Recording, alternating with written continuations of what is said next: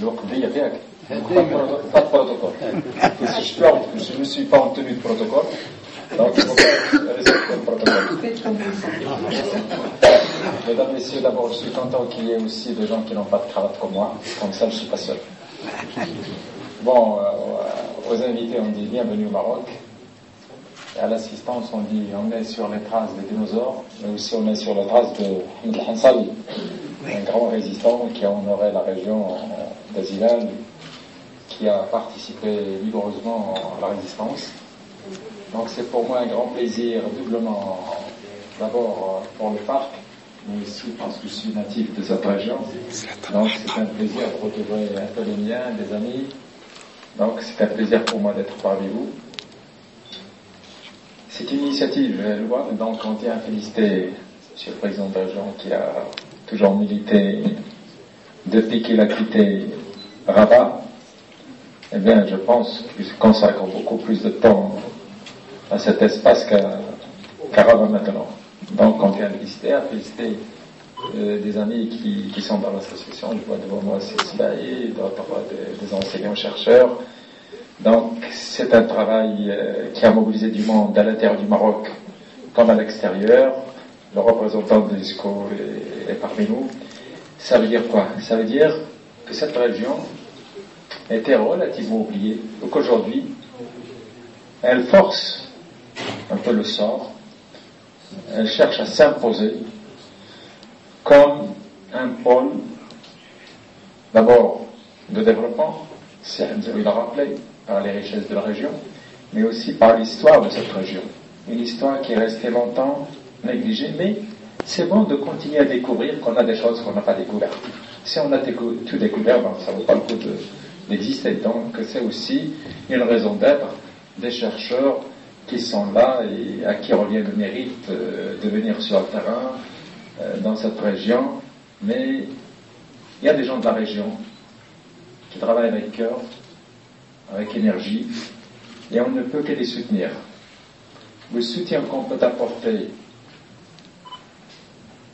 au niveau du ministère de l'Enseignement supérieur, ma proposition est simple.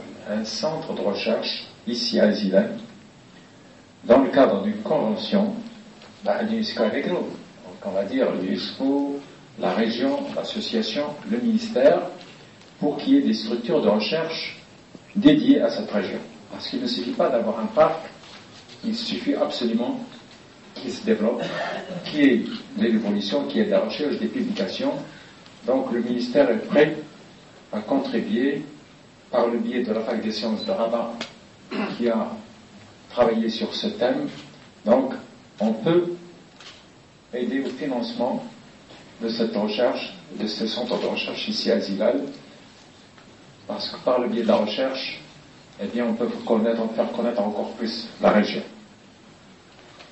Donc cette région, je dis, doit obligatoirement, et par la logique des choses, occuper une place centrale. A-t-on besoin, pour aller à Rachidia, de faire le détour par Fès et Ifrane, alors qu'on peut passer directement à Nagour?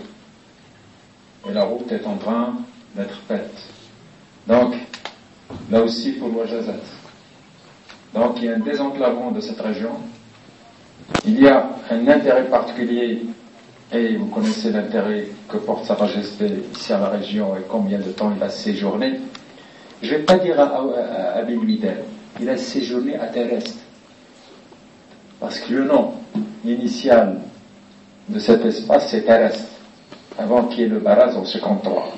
Donc c'était connu sous nom quand quelqu'un venait ici travailler, il disait Terrestre. C'est bien ça. Donc ce nom, il faut aussi le ressusciter d'une manière ou d'une autre, parce que c'est le nom initial de cet espace. Donc c'est un espace, maintenant bien sûr il y a le pont suspendu qui va être remplacé pour Tilbuit. Hein? Il faudrait peut-être expliquer la signification de Taras pour les gens qui sont... Ben, vous êtes là pour ça, madame. Vous allez prendre la parole.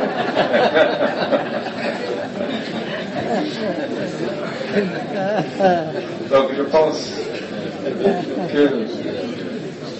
qu'il y a les jeunes et les personnes issues de cette région qui ne sont pas là attendent, parce que ça va passer à la télé. Donc c'est un intérêt particulier que tous les gens qui sont partis de cette région vont porter à leur région. Ils ont peut-être, certains ont oublié, mais maintenant on va ressusciter dans la mémoire des gens qui sont sortis de cette région. Ils vont venir visiter leur région. Il faut faire connaître le produit à l'international, au niveau des centres de recherche, et on est aussi prêt à avoir des conventions par le biais du ministère de l'enseignement supérieur avec des centres de recherche à l'international. Vous avez déjà pris ces initiatives, on peut encore aller de l'avant pourvu que les routes soient bien faites. La route qui passe à Parafouré et la route qui passe par Timoulite, où il y a encore un pont de 3 mètres qui a été produit par du temps de la colonisation, c'est un pont militaire.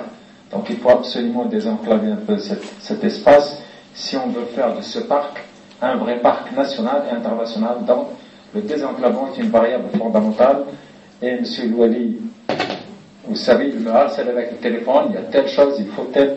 Donc je tiens à les féliciter aussi parce que c'est un militant aussi de la région, il est natif de la région, donc il travaille avec le cœur, mais aussi avec la fonction qui est la sienne, donc avec une double casquette. La double casquette Sahzaoui, je pense qu'on peut tous travailler ensemble pour que cette région retrouve une place honorable au sein des régions marocaines. On va avoir 12 régions. C'est une région qui va s'étendre à Khariga, qui va s'étendre à Amrit. Donc c'est une grande région. C'est un pays.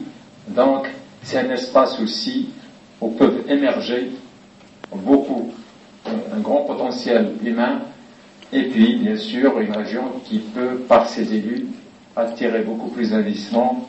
La compétition internationale est ouverte, la compétition de région est ouverte. Je pense que notre région se positionne bien. L'étude du rattachement du réseau ferroviaire est en cours. Une étude pour l'autoroute, première étape, Beni Mellal-Marrakech est à l'étude, et après c'est Beni Mellal-Meknès. Donc, il y a de belles perspectives pour cette région. Donc, je tiens à vous remercier, et à remercier l'assistance pour cette présence et pour ce militantisme, parce que créer un parc de cette nature, c'est du militantisme. C'est pas une action parce qu'on est président, mais parce que d'abord on porte ce projet dans son cœur. Donc, je tiens à vous remercier infiniment. Merci.